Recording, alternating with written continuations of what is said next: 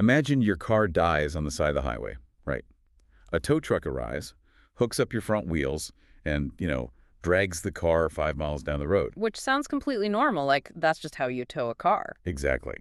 But in doing so, the rear wheels are spinning on the pavement, generating so much localized friction and unvented electrical current that it permanently melts the $15,000 internal circuitry of your engine block. Oh, wow. Yeah, that is an absolute nightmare scenario. Right. But in the electric vehicle world, this isn't some rare paranoid nightmare.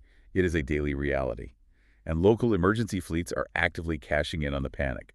So welcome to the deep dive. Glad to be here. Today, we are looking at the gritty, sometimes, anxiety-inducing reality of being on the cutting edge of transportation.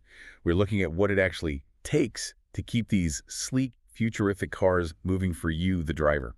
Because, we constantly see the polished zero-emission brochures for the future of transit, but the infrastructure supporting that future is, well, it's largely taped together with temporary workarounds. Yeah, duct tape and prayers, basically. Exactly. And looking at the localized emergencies, the companies that swoop in when the grid fails, that gives us the clearest possible picture of those hidden vulnerabilities. That is exactly the mission today.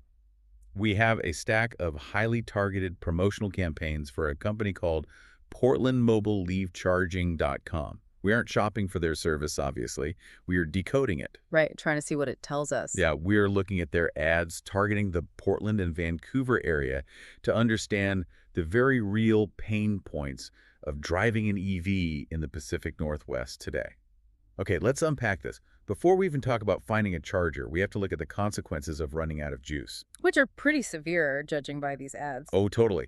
The absolute worst-case scenario these ads pitch revolves around the traditional tow truck. Yeah, the campaigns frame traditional towing not as a rescue, but as a catastrophic mechanical and financial threat. Right. They have a specific ad telling Tesla and Rivian owners to protect their drivetrains, explicitly warning that a standard tow truck will literally destroy the vehicle.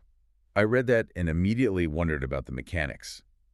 The ad claims improper towing can fry an EV's drivetrain, costing thousands. Why does simply dragging a car down the road cause such a catastrophic meltdown?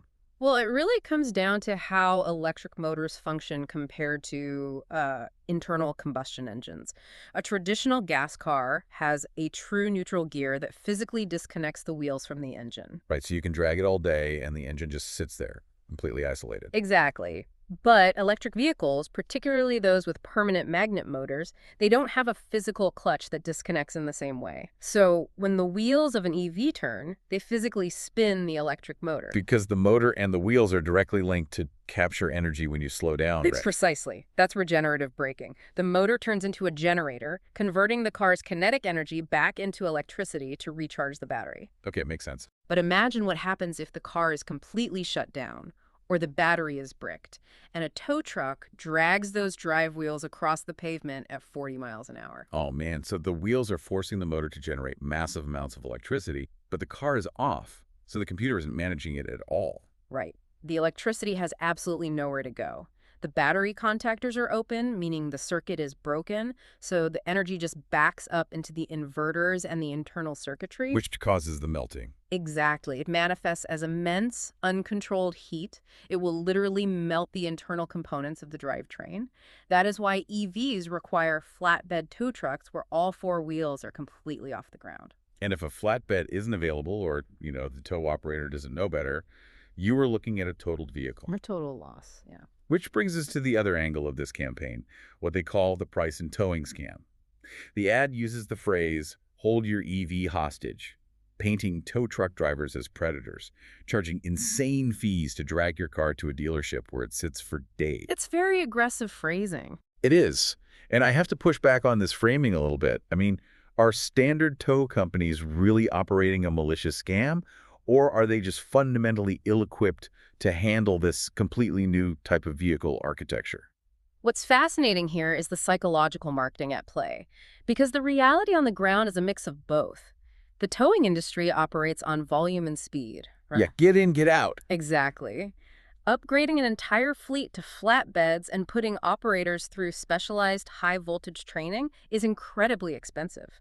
Many older traditional fleets resist it. That makes sense. So when an operator does encounter an EV, the specialized handling required often leads to massive surcharges. But whether it's price gouging or just the cost of doing business, the result for you, the driver, is the exact same. You're paying through the nose either way. Right. So by using a word like hostage, this mobile charging ad taps directly into a driver's primal fear of losing control and the steep hidden costs of early adoption. It honestly reminds me of the early days of personal computers. You couldn't just have your handy neighbor look at your motherboard. One wrong move with a screwdriver and you'd brick the whole machine. That's a great analogy. You had to pay a premium for hyper-specialized technician. We are in that era for cars right now. You are basically paying a pioneer tax. You are buying a computer on wheels, but the infrastructure tasked with rescuing it is still operating with chains and hooks from the 20th century. So the mobile charging company offers a specialized alternative. They bring a generator to you. Exactly. They give you enough charge to drive yourself to a station, and the car's wheels never leave the ground. So if the consequence of a dead battery is a permanently destroyed car, the pressure to find a working charger before you hit zero is immense. But as these localized ads reveal, finding one in the Pacific Northwest is currently a massive gamble. It really is. Places like Portland and Vancouver, they pride themselves on being tech-forward and green, right?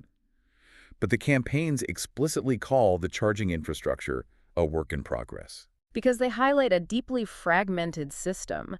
The No Charger reality ad lists broken plugs in Vancouver and long lines in Portland. They are highlighting the gap between what the digital map promises and the physical reality on the pavement. Yeah, and they lean heavily into the phenomenon of ICEing. For you listening, ICE stands for internal combustion engine. So ICEing is when a gas-powered car parks in a spot specifically designated for an EV charger, blocking electric cars from plugging in. It's a huge point of frustration. Oh, absolutely. Yeah. The community often talks about this as a malicious turf war, like gas drivers intentionally blocking electric cars out of spite. But here's where it gets really interesting. I look at crowded urban areas, and I wonder, is this really a turf war, or is it simply a symptom of terrible parking lot design? What do you mean? Well, if the only open spot in a crowded grocery store lot has a charger next to it, a stressed driver in a minivan is just going to take it, right? It's like navigating a giant game of musical chairs, but half the chairs are broken. It is almost entirely an urban design failure, driven by the realities of retrofitting a 100-year-old power grid. Superchargers require immense electrical capacity. You can't just put them anywhere. Right. You can't just put them up front near the grocery store doors where parking makes the most sense. You have to install them where the utility lines run or where the heavy-duty transformers are located. Which is usually in the weird spots. Exactly. Often, that is in the back corners of lots or shoehorned into awkward mixed-use spaces. So the infrastructure is being dictated by the power lines beneath the concrete, rather than human behavior above it. If we connect this to the bigger picture, it explains the evolution of range anxiety. For years, the fear was simply the physical limitation of the battery. Right, like, can my car make it 50 miles? Exactly. But today, the batteries are massive. The fear has mutated into infrastructure anxiety. It is not just about how far the car can go, but the specific, agonizing reality of pulling up your app, seeing an available charger 10 miles away, and arriving to find a gas-powered pickup truck parked over the cable, or the screen smashed. And even if you do plug in, there's no guarantee you actually get the speed you need, right? That is the other mechanical reality these ads exploit. When a mobile charging company promises guaranteed power, they are contrasting themselves against the unreliability of a throttled public grid. Throttled, like intentionally slowed down. Yes. Think of a public supercharger station like a neighborhood's water pressure. If one person turns on a hose, the pressure is fantastic. If 20 neighbors all turn on their fire hoses at 6 in the evening, the water pressure drops for everyone. So grid literally can't push enough juice to 20 cars at once. Exactly. The station's software throttles the charging speeds to protect the local transformer. So a driver pulls in expecting a 20-minute pit stop, and the dashboard says it will take 2 hours. Oh, that is brutal. Which explains the highly emotional pitch of their Portland International Airport campaign. They call PDX parking lots a charging desert for travelers rushing to get home. Yeah, that ad is very specific. Just imagine landing after a cross-country flight. Okay. It's midnight. You get to the long-term lot and your battery drained while you are away. The idea of dragging your luggage to an off-site supercharger only to sit there for an hour because the grid is throttled, that's agonizing. They recognize that in that moment, they aren't selling electricity. They are selling the psychological relief of going to your own bed. Yeah. The ad says, "Don't let a dead car ruin your trip home," offering to meet you right at your parking spot in the terminal. But broken chargers and throttled grids aren't just, frustrating inconveniences. In certain scenarios, they introduce severe physical vulnerabilities. The map being wrong has real human stakes, which brings us to the 204/7 urgency angle campaign. Right, the safety aspect. They paint a visceral scenario. It is 2 a.m. in Portland. It is raining. Your battery hits zero. And the ad copy is quite stark. Every minute you wait is a minute you're unsafe. And it rings true because of what we just discussed about urban design, right? Because those chargers are tethered to industrial transformers. They're often located in dark, isolated areas like the back of an empty strip mall or behind a sketchy warehouse district. Exactly. You are tethered to an expensive machine in the dark for an hour. So the mobile charging service completely shifts its value proposition here. It is no longer just a convenience. It becomes an emergency safety net. But then they pivot and target a completely different type of vulnerability, which I actually find even more fascinating. Yeah. The economic reality of the gig economy. There is an entire campaign aimed specifically at Uber, Lyft, and fleet drivers. Yes, the messaging focuses entirely on lost wages. The ad says, if you're not driving, you're losing money. A dead battery shouldn't end your shift. Think about the ripple effect for an Uber driver. If your battery gets low during a Friday night surge, you have to stop accepting rides, navigate out of the busy downtown core, hunt for an open supercharger, and then just sit idle. Right, you are losing your peak earning hours. Exactly. Time is literally money. And the mobile charging company positions itself as a specialized tool to prevent that downtime. They call themselves a secret weapon for pro drivers. The pitch is, we come to you while you take a break.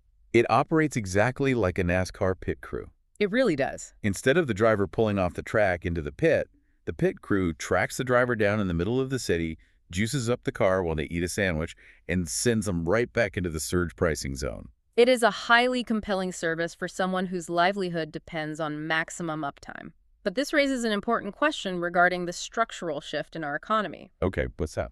If the gig economy relies so heavily on absolute maximum uptime, why is the burden of emergency infrastructure falling squarely on the shoulders of the independent drivers rather than the rideshare companies themselves?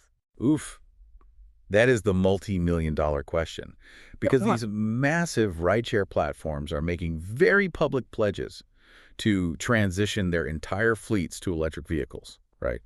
To hit corporate sustainability goals. Right, but they don't actually own the cars. And they don't own the charging infrastructure. Exactly. The corporation gets the public relations benefit of a green transition, but when the public utility infrastructure fails, when chargers are broken or the grid is throttled or the driver is stranded in a dark lot, the corporation isn't losing an hour of wages. The independent contractor is.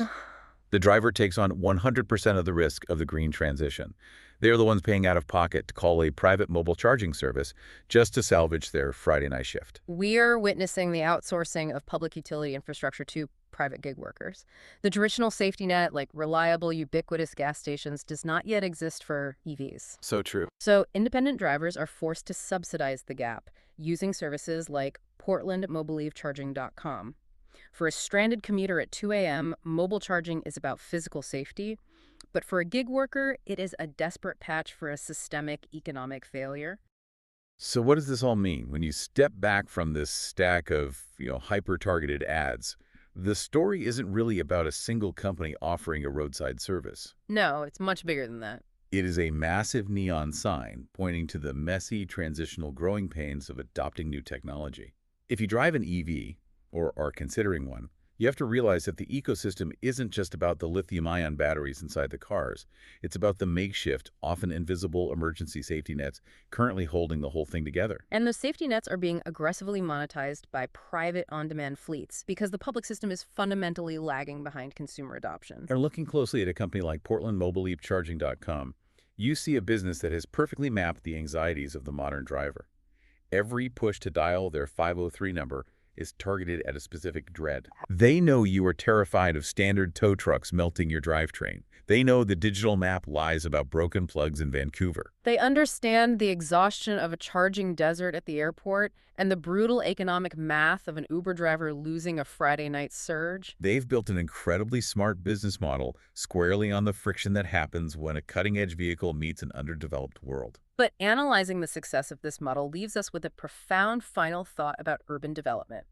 Right now, cities and utility companies are pouring billions of dollars into trenching concrete and laying high-voltage lines to build permanent, stationary charging stations. Basically trying to recreate the gas station model, but for electricity. Exactly. But if mobile charging fleets, these on-demand specialized batteries on wheels, become highly efficient, affordable, and successful at patching the holes, will cities eventually just stop building stationary chargers altogether? Oh, wow. That would completely flip our understanding of infrastructure. Right. Are we moving toward a future where we don't commute to a utility source? If the technology scales, the concept of a gas station might become entirely obsolete. The station simply comes to you while you sleep, or while you work, or while you eat. Instead of laying millions of miles of new copper wire under the pavement, we just dispatch fleets of rolling power banks. You try to escape the grueling realities of early adoption, and you might accidentally stumble into a future where the infrastructure itself becomes totally decentralized. The gas station just comes to your house. Keep questioning the map, everyone. Have a great day.